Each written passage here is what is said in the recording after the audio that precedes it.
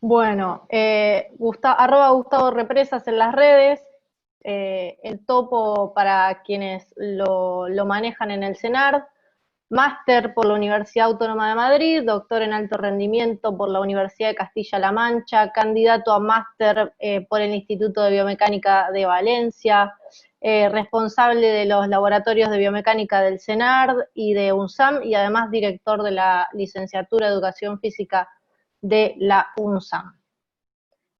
Todo suyo. Muy bien, Anita, qué presentación. Anita me presenta así porque me quiere mucho. Bueno, voy a compartir la pantalla. ¿Sí? Creo que era esta. Y ahí se me ve, se me escucha, yo no me alcanzo a ver ni a escuchar. ¿Se ve Oba ahí? Sí, sí, Ahí. perfecto. Bueno, yo tengo hasta las 2 de la tarde, ¿no? Voy a tomar primero, agradezco a los organizadores esta posibilidad. Siempre que se puede generar esto, ayudar a alguien, me parece que es nuestro motivo, ¿sí? Y voy a tomar algunos conceptos de los disertantes anteriores, que para mí son claramente grandísimos referentes, desde Facundo, Leandro, Ariel, Pablo. La verdad que es un placer haberlos escuchado y me toca cerrar la mañana, ya siendo la 1 del mediodía y hasta las 2 vamos a intentar esto, contarle un poquitito el contexto en el cual me desempeño, ¿sí? Y algunas diferencias que hay con respecto a lo más tradicional. Mi ámbito de desempeño es el CENAR, soy el responsable del Laboratorio de Biomecánica del CENAR y del PAR de la Universidad de San Martín, como aparece ahí el logo. En los dos laboratorios tenemos perfiles distintos, ¿sí? Básicamente en uno trabajamos con deportistas de altísimo nivel, de altísimo rendimiento, y con el otro hacemos una buena parte de investigación, desarrollo e innovación.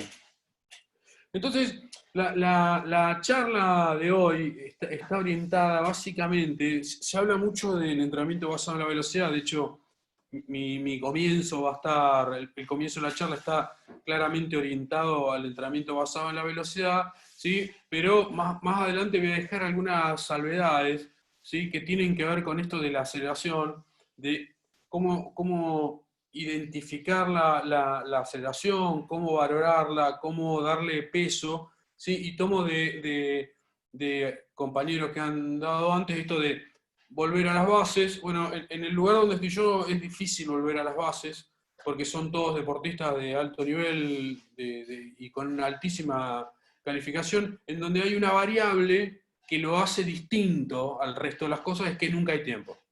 ¿Sí? Nunca hay tiempo para entrenar, nunca hay tiempo para desarrollar algo a 6 meses, nunca hay tiempo para volver a las bases. Entonces, acá voy a hacer una pequeña introducción en algunos conceptos, ¿sí? Un concepto es lo que es la adaptación crónica, ¿sí? La adaptación crónica es la adaptación a largo plazo, ¿sí? Que es la más tradicional, y por el otro lado está lo que es la adaptación crónica. La adaptación crónica tiene que ver con respuestas prácticamente inmediatas, o donde el tiempo cada vez se reduce más. ¿Tá? Entonces, lo que voy a mostrar claramente está orientado a eso de que se llama adaptación aguda, y otra salvedad que voy a hacer es, están la educación física por un lado, las ciencias del deporte por el otro, y hay una tercera categoría que son las ciencias del rendimiento. Y esto tiene que ver con las ciencias del rendimiento. Entonces, los pilares de la charla van a ser la innovación, la adaptación aguda, ¿sí? Y las ciencias del alto rendimiento, las ciencias del rendimiento.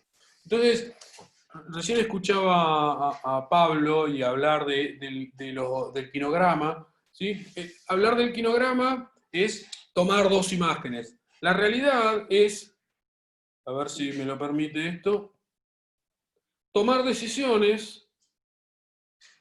Esto está hecho en condiciones de laboratorio, claro, esto no es un sprinter, ¿sí? Es un corredor de larga distancia, donde ahí sí se pueden ver los ciclogramas. Acá abajo se ven las plataformas de fuerza, estos eran los marcadores que se veían en el estudio que mostraba Pablo, ¿sí? La idea es hacer esto y llevar esto al casi la toma de decisión en tiempo real. ¿Sí? Cuando hay que modificar o la técnica o hay que modificar alguna variable de rendimiento, la idea es llegar a esto en tiempo real. No tengo particularmente ninguna experiencia de haber hecho esto con velocistas, sí con el resto de los deportes. Entonces, la idea es avanzar sobre este concepto del entrenamiento basado en la aceleración, que en realidad es un principio porque tiene que ver con, primero, identificar y después la aplicación práctica, y son dos cosas relativamente complejas, tanto la identificación como la aplicación práctica. Hay muchos trabajos, de hecho casi toda la presentación está basada en un pasito más del entrenamiento basado en la velocidad. Piensen que de lo que vamos a hablar nosotros es la aceleración, y el concepto de aceleración, la aceleración es el cambio de velocidad en función del tiempo. ¿Sí? Digamos que en vez de agarrar un valor de esa velocidad, agarra todo el comportamiento de la velocidad.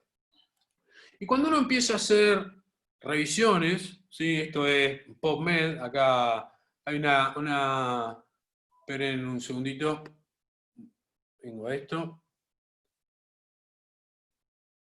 Vengo a ver mi revisión, ¿sí? Hago una revisión de los estudios que hay, y fíjense, desde el año 92 al 2020, cuántas publicaciones hay de entrenamiento basado en la velocidad. También hay que entender que hay mucha moda atrás de cada concepto, ¿sí? Y que a veces los conceptos no son del todo sólidos, o cuando uno habla de la velocidad, capaz que habla de la velocidad máxima, y cuando la velocidad es máxima, la aceleración es cero. O sea que, y ahí es donde se generan interferencias entre el concepto de la velocidad y el concepto de la aceleración. Cuando uno ve la cantidad de publicaciones que hay, ¿sí? Y el tipo de efectos que hay, ¿sí? Cuando uno piensa en deportistas colegiales, bueno, cuando uno lee estos trabajos, tiene que remitirse concretamente y claramente a cuál es la población con la que está hecha y cuál es la población con la que uno trabaja. Ahí Pablo hablaba de sus jugadores de vóley, Leandro hablaba de sus jugadores de rugby, y seguramente hay muchos trabajos hechos con deportistas colegiales, o con educación física, o con moderadamente activos, que no aplican bajo ningún concepto, ¿sí? A la población que nosotros tenemos. Entonces, bueno, ahí remarqué esto porque son artículos nuevos y que tienen mucho impacto, ¿sí? Y que son de universidades reconocidas, pero la muestra y el criterio de la selección de la muestra está muy, muy por debajo de la muestra que tenemos nosotros. Entonces, este es el trabajo base, ¿sí? La comparación, porque de hecho la investigación científica, uno de los ejes más importantes que tiene es la comparación. Comparo una cosa con otra, comparo un método tradicional contra otro método, comparo una variable contra otra. Bueno, ¿qué es lo que pasa? ¿Qué es lo que pasa cuando yo tengo a uno y ese es el mejor? Que eso es lo que pasa en el deporte de alto nivel. Entonces, acá no hay tiempo de volver a las bases, sino que hay que potenciar al sujeto de rendimiento, ¿sí? Y el mecanismo de comparación es, no puede haber un mecanismo de comparación entre dos sujetos, ¿sí? Siempre el mecanismo de comparación es del mismo sujeto, ¿sí? Del mismo sujeto a lo largo del tiempo en función del rendimiento en condiciones de competencia. Digamos que la lógica en el deporte de alto nivel es totalmente distinta al deporte de base. ¿Sí? Bueno, y este trabajo, ¿sí? Que es muy interesante, pero es la media de la desviación estándar, de la suma de varios sujetos. Y bueno, cuando uno empieza cada vez a utilizar más variables estadísticas para obtener un solo dato, va normalizando y va normatizando a todos los sujetos y a todas esas variables. Entonces, es probable que cuando uno normatice toda esa variable a algo no aplique con el sujeto que yo tengo. Y acá habla de algunas conclusiones, dice que el entrenamiento basado en la velocidad permite velocidad de ejecución más rápida, con esfuerzos mecánicos innecesarios. ¿Sí? Todo esto que muestro en la presentación después les va a quedar a todos. ¿Sí? Pero para no entrar mucho en detalle de lo que dice cada una de las publicaciones, sí quiero poner énfasis en entender concretamente de qué hablamos cuando hablamos. ¿Sí? ¿De qué hablamos cuando hablamos? Tiene que ver, esperen que ponga el puntero en láser. Esta es la representación, ¿sí? Es una representación matemática, es la famosa curva de Gauss o campana de Gauss, en donde tengo, imagínense, este tiene un valor teórico nada más, ¿sí? Tengo todos los sujetos por miles, ¿sí? Los que hacen actividad física, los moderadamente activos, los recreacionales, los que hacen educación física formal, los deportistas federativos, los deportistas de representación nacional, los de representación internacional y los de representación olímpica. Cada uno de estos, ¿sí?, representa un segmento y una parte cada vez más chiquitita de esta curva. Entonces, cuando uno encuentra un trabajo que está hecho con deportistas recreacionales o moderadamente activos o voluntarios, bueno, tiene que entender que es posible que el resultado que dé ese trabajo tenga que ver con un porcentaje de esta población que no aplique para cuando nosotros tenemos deportistas en esta población. ¿Sí? ¿Qué quiero decir con esto? Que muchas veces cuando uno trabaja con deportistas de este nivel de representación, de nivel internacional o de nivel olímpico o de altísimo desempeño, es probable que no haya ningún trabajo publicado. ¿Sí? Y que no haya ningún trabajo publicado o porque no hay, o porque el trabajo que hicieron es inédito y lo que es inédito no se publica, o lo que es inédito y no se publica es casi una cuestión de Estado para el deporte de representación olímpica. Entonces hay que empezar a pensar en que uno tiene la tremenda responsabilidad y la tremenda solidez, ¿sí? y la formación y la solidez en la formación para intentar ver un poco más allá y a veces tratar de establecer métodos innovadores con adaptación aguda que puedan dar respuesta inmediata en términos de rendimiento en muy corto plazo. Sumado a esto, ¿sí?, el tipo de tecnología, el tipo de evaluación y las características con las que se han desarrollado los estudios.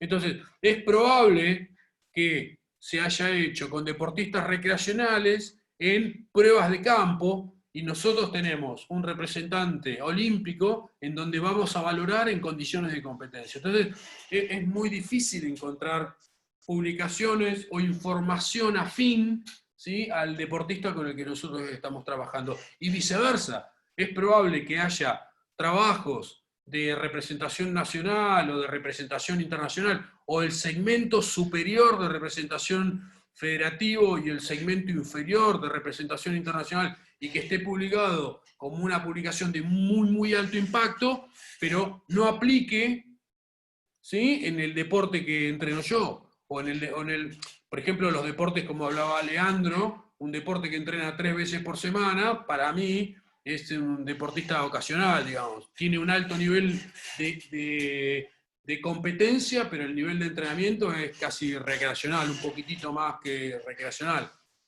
¿Sí? Entonces, nosotros nos vamos a parar, y para que se entienda de qué vamos a hablar, del segmento que está por acá adelante. ¿Tá? Los deportistas de representación olímpica y los deportistas de representación internacional. Donde acá sí amerita ser innovador. De hecho, tengo algunas experiencias, ¿sí?, y las voy a, 3 particularmente, y las voy a ir contando. En algún momento, un profesor que tuve del doctorado, más o menos era así, no me lo puedo acordar muy bien, pero el entrenador de natación, Fernando Navarro Valdivieso, brillante docente, brillante entrenador, brillante profesional, uno de los líderes en conocimiento en el Comité Olímpico Español. Bueno, ¿qué más hablar de Fernando Navarro? entrenador de nadadores olímpicos, una nadadora le dice a Fernando, en el momento pleno entrenamiento, Fernando, esto que estamos haciendo no tiene ninguna evidencia científica. ¿Sí? Y Fernando Navarro le dijo, seguramente no tengo ninguna evidencia científica, pero dentro de 20 años va a haber un montón de publicaciones que digan que lo que estábamos haciendo era innovador. ¿Sí? Y uno va tomando esto, y ahí con Pablo Añón, que hicimos el máster en la Autónoma de Madrid, había muchos docentes con este perfil innovador. ¿Tá? Después me ha pasado particularmente en el CENAR, esto de hace más o menos 20 años, tomar la decisión de que buena parte de las valoraciones de rendimiento se hagan en condiciones de rendimiento, en condiciones de laboratorio, simulando la competencia en el lugar donde se compite. Bueno, fue una decisión de hace 20 años, y hoy hay un montón de publicaciones, ¿sí? De que hablan de que el laboratorio debería estar en el campo, porque en el campo se generan las mejores condiciones de competencia y los mejores valores. Entonces, nosotros, 20 años, llegamos a implementar un modelo de laboratorio, ¿sí? O en competencia o simulando competencias. ¿Y con qué tipo de tecnología? Bueno, nosotros tuvimos en ese momento tenemos la suerte, ¿sí? De trabajar con alta tecnología. Entonces, uno a veces ve que que la mayoría de la gente tiene que hacer muchas cosas con poco, y nosotros tenemos la suerte de tener, que es un tremendo desafío y una tremenda responsabilidad, trabajar con los deportistas que están en este segmento, ¿sí? Generar condiciones de laboratorio en condiciones de competencia o simuladas, y trabajar con alta tecnología. Por eso los estudios que nosotros hacemos son siempre con muy poca cantidad. Nosotros trabajamos con 1, con 2, con Pablo Añón y las chicas del equipo nacional hicimos un montón de pruebas experimentales, ¿sí? Y con mucho equipamiento. Entonces, otro concepto acá es que en el alto nivel, en el muy alto nivel, digamos que en el segmento superior de representación internacional, o en todo el segmento de representación internacional y el segmento de representación olímpica, ¿sí? Las comparaciones son intrasujetos, no hay comparaciones intersujetos. Digamos que por eso una de estas publicaciones base, donde están hechos con deportistas recreacionales, ocasionales, voluntarios, todo esto, uno lo toma como referencia para ver qué tecnología usan, cuáles son las tendencias, pero no lo toma como sólido para establecer mecanismos de toma de decisión. Así que, dado esto, y dejando bien en claro este análisis, es que el desarrollo que nosotros vamos a mostrar tiene que ver con el segmento superior de deportistas, generado casi en condiciones de competencia y con alta tecnología. Hoy vamos a centrarnos en algo que Pablo hablaba, y Leandro también lo hablaba, esto de hacer el análisis del gesto y del apoyo. Bueno, eso se llama división del gesto en fases, ¿sí? Y cada fase, y ahora va a haber algunos esquemas que muestran, ¿sí? Esto que hablo de las fases. Esperen que vuelva para poder pinchar acá. ¿Sí? Uno dice, ¿qué es la fase? ¿Qué es una fase? Que a veces es tan simple y otras veces es tan complejo. La fase no es toda la carrera, o todo el levantamiento de pesa, o todo el push, sino es dividir el gesto de competencia en la menor cantidad de fracciones útiles para poder ser entrenadas. ¿Sí? Entonces, sí, ahí tomando algunas referencias de lo que había mostrado Pablo, de bueno, ¿cuáles son? Porque uno dice, bueno, tengo que mejorar toda la carrera. Bueno, pero toda la carrera es toda la carrera. ¿Cómo hago para dividir en fases eso, mejorar cada una de las fases y ver si tiene una mejora de rendimiento? Eso se llama fases y es la mínima expresión útil. Y cada deporte y cada nivel de complejidad tiene distintos niveles de categorización de fases.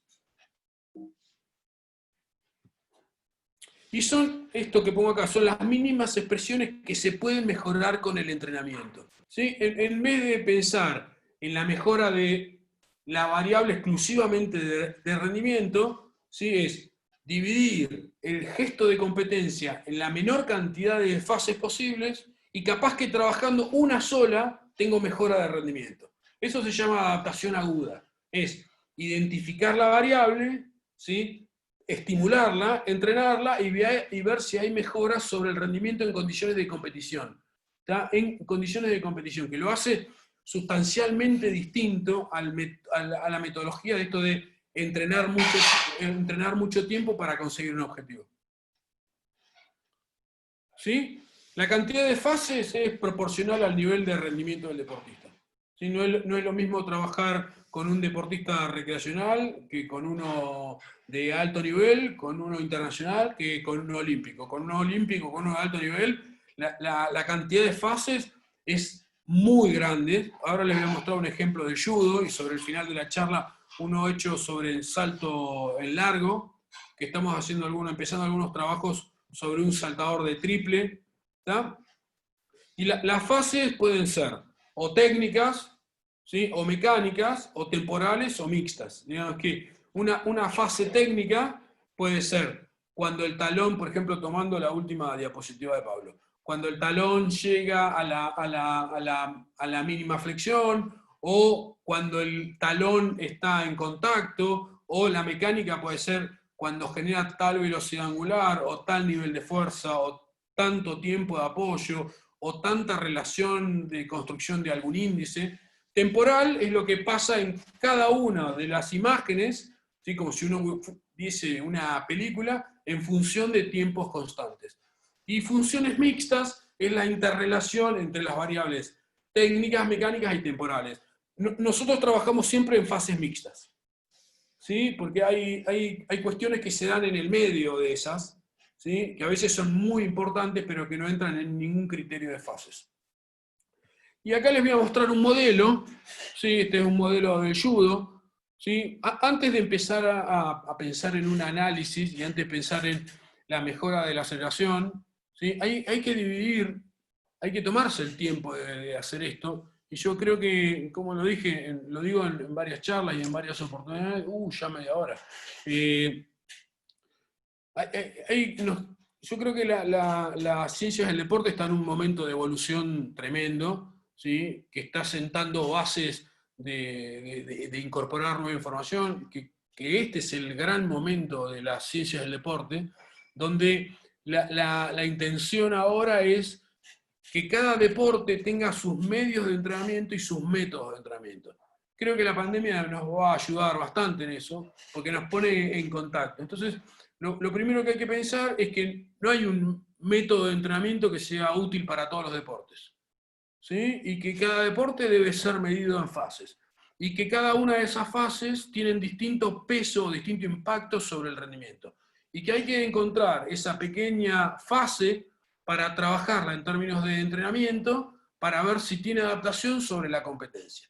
¿Tá? Este es un modelo que no es mío, ¿sí? Pero tiene algunas divisiones técnicas, ¿sí? Y en fases que es a donde deberíamos llevar cada uno de nuestros gestos y nuestro análisis deportivo.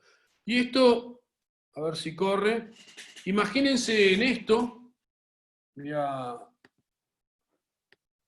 estos son análisis de gestos complejos. A ver si corre. Y lo que voy a mostrar hoy, ¿sí? Son todos análisis hechos con tecnología simplificada. Tecnología simplificada, ¿qué es? Solamente con el teléfono y con algunos programas de internet, que es gratuitos también.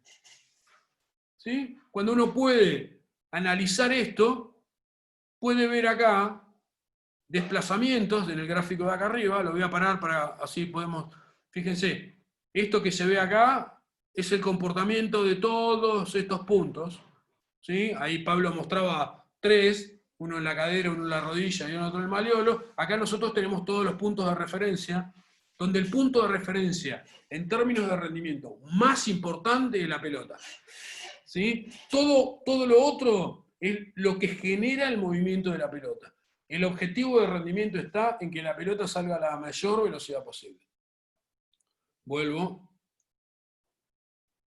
Y esto está hecho, perdón, y esto está hecho con tecnología simplificada. ¿Sí? Está filmado con un teléfono a 240 cuadros, levantado con este programa que se llama Tracker y analizado. Pero ¿qué era lo importante acá?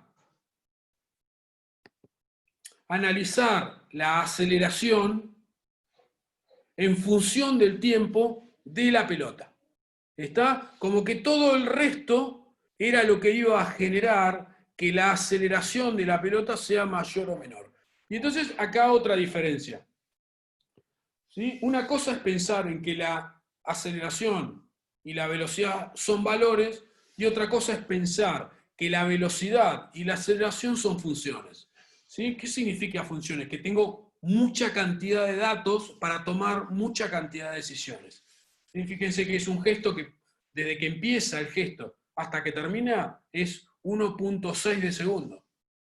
¿Está? Entonces yo dejo correr la imagen, voy a ver todo el tiempo, ¿sí? Como un marcador acá, cuáles son las velocidades y cuáles son las aceleraciones. Entonces, antes de llegar al análisis y a la interpretación de la aceleración, vamos a hacer un repaso rápido de lo que era biomecánica. ¿Sí? Yo acá voy a tener, ¿sí?, una trayectoria, que es una trayectoria rectilínea, ¿sí?, de algo que se mueve en función del tiempo. ¿Está? Que se mueve de un espacio, de un lugar a otro, en un tiempo definido. ¿Está? Cuando uno dice entre los 0 metros y los 10 metros, ¿sí?, tarda 1,8 de segundo, se perdió toda la información que hay en el medio. ¿Sí? Claro, es útil. Yo digo, voy a ver un corredor y lo mido. Al 0, lo miro al 10, lo mido al 20, lo mido al 30, y tengo lo que pasa entre 0 y 10, entre 10 y 20, entre 20 y 30, pero me pierdo toda la información que hay en el medio. ¿Está? Entonces, ¿qué es lo que hice? Si se imaginan que este es el 0 del inicio y x sub 2 representa 10 metros, tengo lo que pasó desde acá hasta acá, pero no tengo todo lo que pasó en el medio. ¿Sí? Entonces, solamente voy a tener un valor de lo que el sujeto hizo desde que empezó hasta que terminó.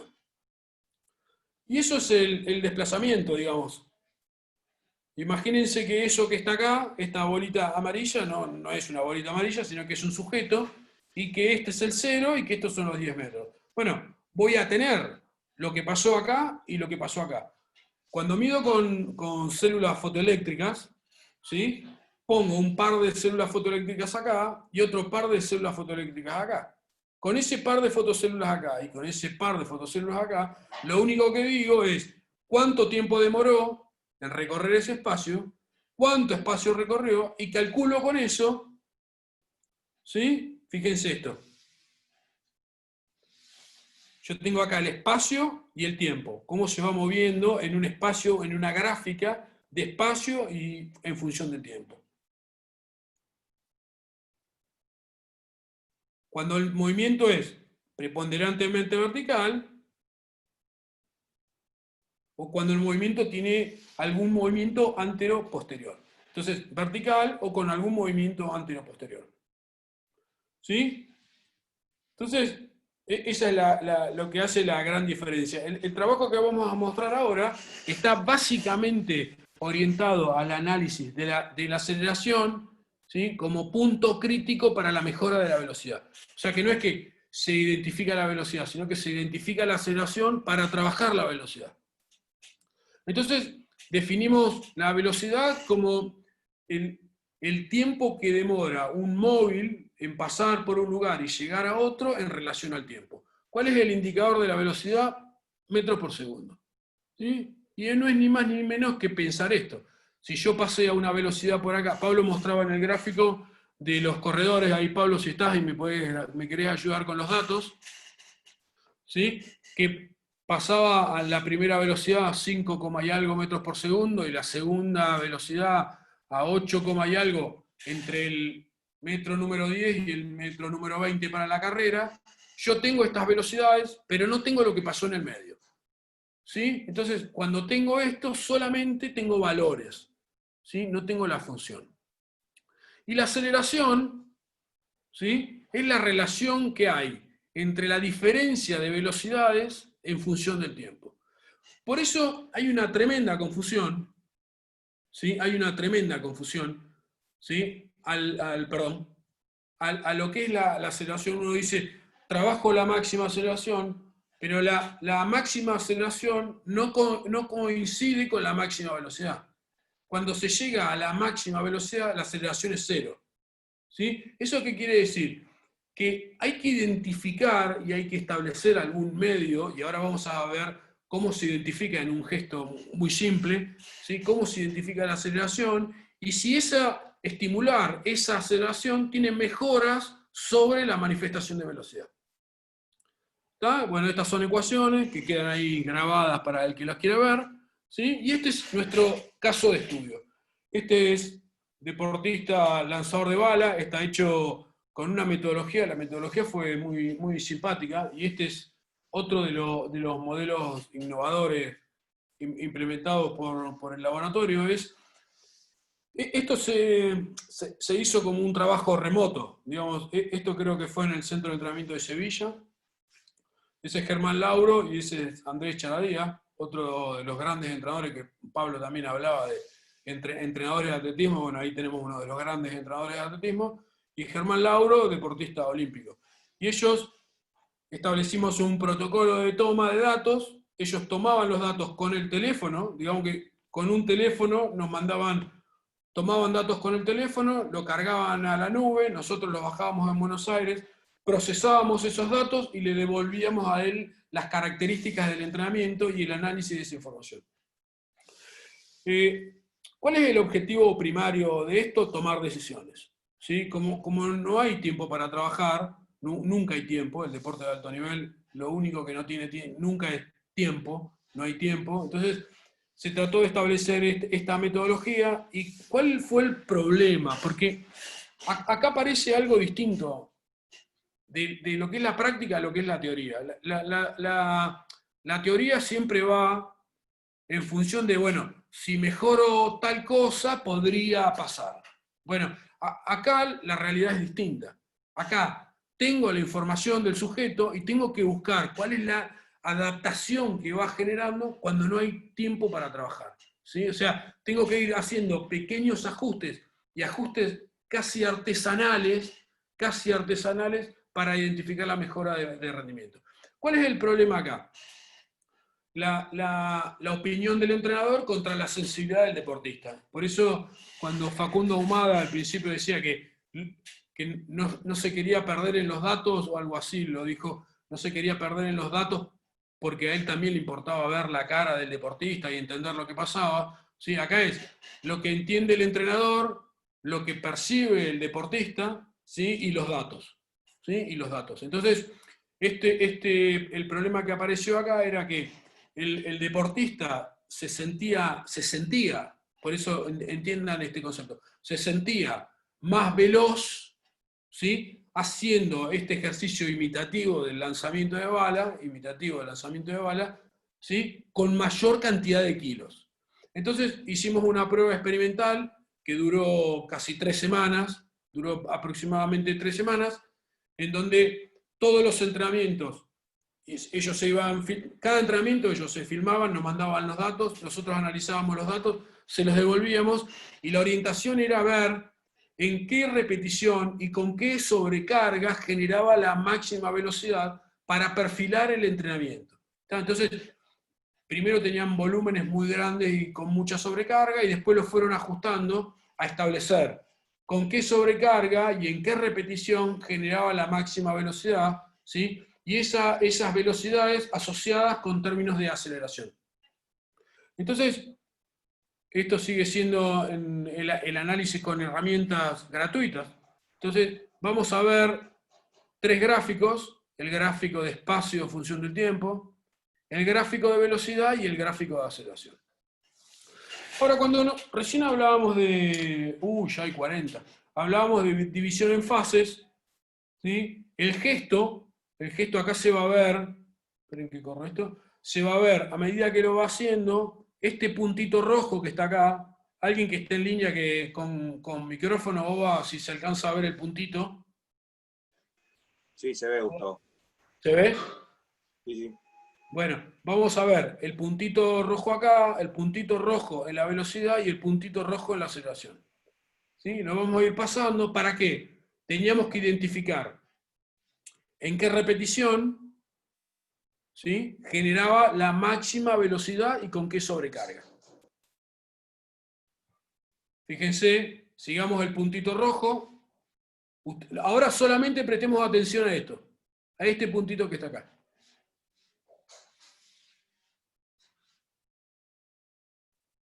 Fíjense, espacio-tiempo, velocidad, aceleración, espacio-tiempo, velocidad, aceleración, espacio-tiempo, velocidad, aceleración, espacio-tiempo, ¿sí? Fíjense cómo aparecen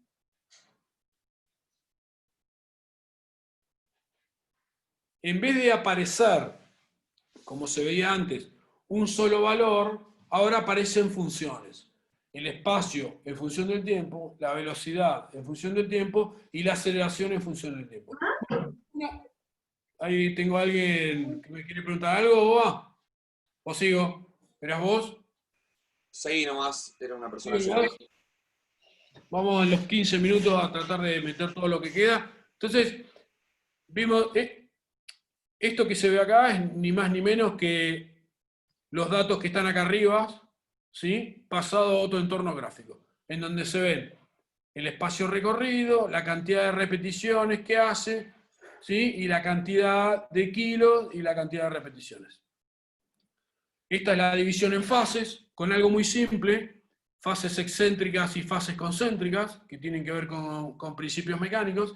Y fíjense que en este gráfico, lo único que había que buscar era en qué repetición se generaba la máxima velocidad concéntrica. Cuando yo tengo el análisis gráfico, es muy fácil identificarlo. Me paro acá arriba y digo, bueno, en la segunda repetición es donde generó la máxima velocidad concéntrica. Ese es el dato que salíamos a buscar. ¿Sí? Entonces, para 220 kilos, la mayor velocidad la consigue en la segunda repetición. Tercero, se vuelve a repetir este proceso de multifase, de fases de análisis multivariado. ¿Sí? Ya hay muchas variables, el espacio, la velocidad y la aceleración. ¿Sí? Entonces, cuando uno tiene que tomar decisiones, no puede tomar decisiones en función de una sola variable, sino en función de un pool de variables. Y fíjense que yo acá tengo la curva de velocidad, que es toda esta, y la curva de aceleración, que es toda esta. Yo particularmente entiendo que el secreto no es en trabajar la velocidad, es en que la velocidad sea una consecuencia, ¿sí?, la mejora de la velocidad sea la consecuencia de la identificación de la aceleración, ¿sí?, dónde genera la máxima aceleración en la fase que quiero estudiar, estimular eso y que la consecuencia secundaria sea la mejora de la velocidad. No creo que el estímulo de la velocidad en sí mismo sea la causa y el efecto. ¿Sí? Para mejorar el efecto, que es la velocidad, lo que hay que tocar es la variable causa, que es la aceleración. Piensen que la aceleración es la tasa de cambio de velocidad en función del tiempo. ¿Está? Entonces, la velocidad es importante, sí, pero antes de entrenar la velocidad hay que definir la aceleración, y creo que el entrenamiento basado en la aceleración va a ser la clave de la mejora de la velocidad. ¿Sí? Ya ahora, de estos, antes tenía dudas, ¿sí? Esta es la primera charla que doy de este tema, del entrenamiento basado en la aceleración. Creo que la mejora de la velocidad va a estar dada por la identificación de la aceleración y generar estímulos de entrenamiento en ese pico de máxima aceleración para ver si hay respuestas positivas sobre la mejora de la velocidad. ¿Está? ¿Sí? Esta es la repetición y es el análisis repetición a repetición. Y esto es un proceso que tiene 10 pasos. Y me quedan 15 minutos, voy a tratar de hacer el pasaje rápido por los 10 pasos. Los pasos son, primero, la confección de una tabla de valores por serie por la cantidad de sobrecargas. ¿Está? Entonces, de cada una de las repeticiones con sobrecarga, analizo la repetición, veo la velocidad. ¿Está? ¿Cuáles son las velocidades, la velocidad media, la velocidad máxima y en qué repetición lo consigo? Segundo paso, confecciono un gráfico absoluto de valores por sobrecarga. ¿Está? Entonces, con 170 kilos, este gráfico es bastante claro para poder definir que este sujeto, en estas condiciones, con 170 kilos, genera la máxima velocidad en la tercera repetición. ¿Está? Y estos son buenos datos, y esta es una muy buena información cuando uno se la muestra al deportista. ¿Está? Entonces le dice, mira, con esta sobrecarga está pasando esto respecto a la velocidad. Tercero, confeccionar esta tabla, en donde tengo todas las sobrecargas, ¿sí? La repetición en la que lo generó, la velocidad a la que lo generó. Cuarto, confeccionar un resumen. Este es clave. Cuando los deportistas ven esto, acá empiezan a aparecer claves de rendimiento. Fíjense que uno podría pensar, porque esto casi que lo tiene internalizado, como que la primera repetición va a ser la mejor, y sin embargo en ningún caso se da la primera repetición, con ningún tipo de sobrecarga. ¿Está? Con ningún tipo de sobrecarga se da en la primera repetición. En algunos casos se da en la segunda, porque eran 2 repeticiones nada más, ¿sí? Pero todo fue en la tercera, en la quinta. Entonces, cada serie, cada porcentaje de sobrecarga, cada sobrecarga absoluta, en qué repetición y qué velocidad. Este es el cuarto paso. Quinto paso, confeccionar una tabla de resumen. ¿Para qué? Para saber que este sujeto, con cuántas sobrecargas, ¿sí? Con cuántas sobrecargas genera la máxima velocidad, en qué repetición. Fíjense que con 220, 230, 235, ¿sí? Los generan en la segunda repetición. Con 170 y 210 en la tercera. En la cuarta repetición con 190 y con 200, y en la quinta repetición con 180. ¿Y qué quiere decir esto? Que no hay un comportamiento lógico ni siquiera dentro del mismo sujeto. ¿Está? Eso ahí Leandro hablaba de que somos un trillón de células que interactuamos positivas y negativamente. Bueno, y tiene que ver con eso, ¿sí? Con que esto que se aplica en un deportista de alto nivel es probable que no sirva para otro sujeto de las mismas características. El sexto paso es graficar todo el comportamiento, ¿sí? Todo el comportamiento, establecer cuál es todo el modelo. Sexto, graficar la velocidad y la repetición. Digamos, estos son modelos, y estos son modelos gráficos que son muy importantes para explicarle a los deportistas. Acá tenemos la ejecución o la repetición, acá tenemos la velocidad, acá tenemos las series, ¿sí? El sujeto empieza a entender lo que está haciendo, y esto es fácil cuando uno trabaja con uno, ¿sí? Que hay o un equipo de trabajo con un deportista. A veces cuando escuchaba a Leandro, él y 40 deportistas, esto es inviable con 40 deportistas.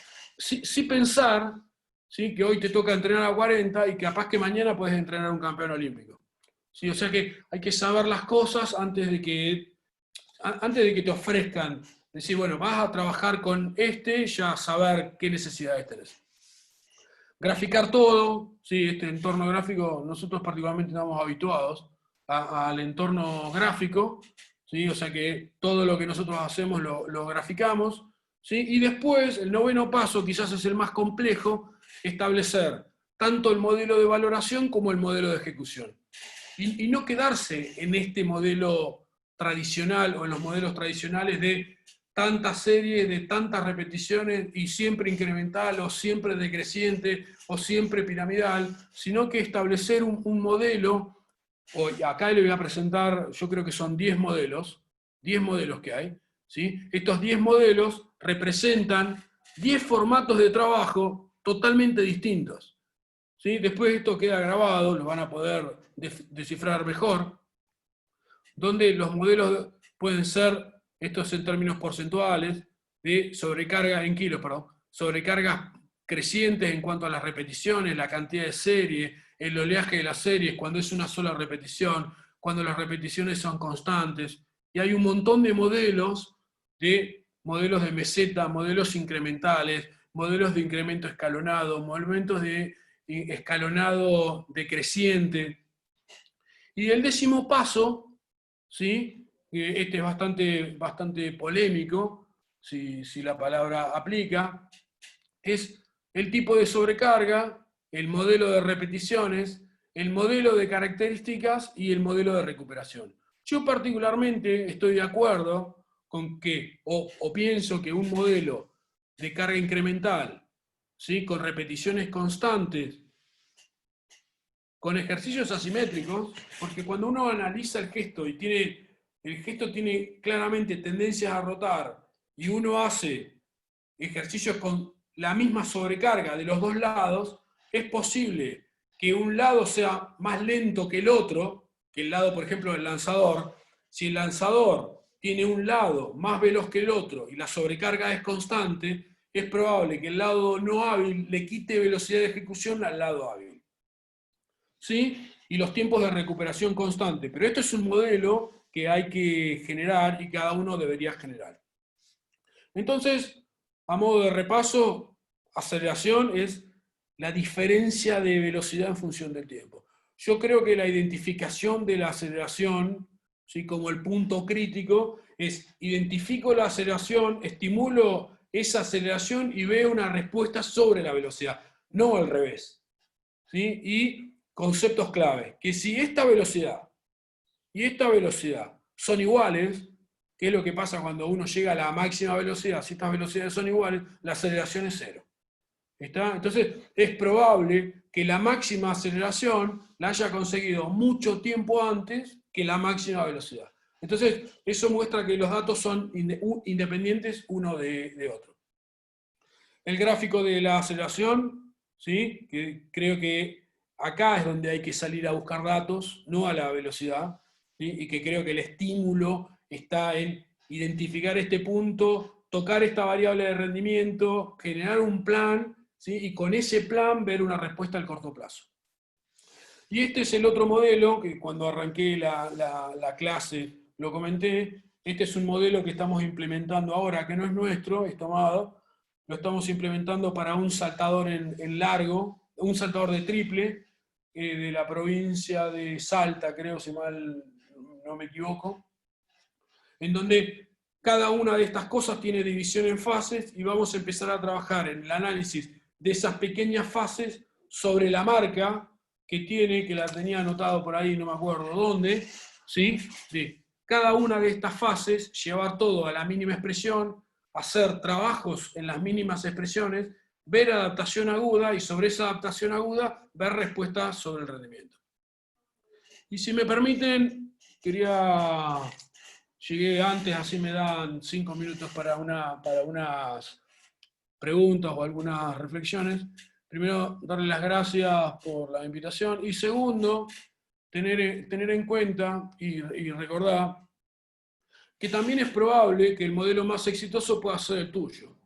Y que te deje llevar un poco por la intuición, la sensibilidad, la robustez. La evidencia tiene que servir, y el otro día lo decía en una charla, esto de mostrar todas las publicaciones que hay, tienen que ser el punto de partida para la innovación, no para la repetición. ¿Sí? Por eso yo creo que ser intuitivo, ser perceptivo, ser robusto, tener solidez en el conocimiento, solidez, poder mirar a los ojos, entender y decir, si este método no dio resultado, vamos por otro. ¿Está? Creo que la clave es esa, así que reitero los agradecimientos, voy a salir de la pantalla, ¿sí?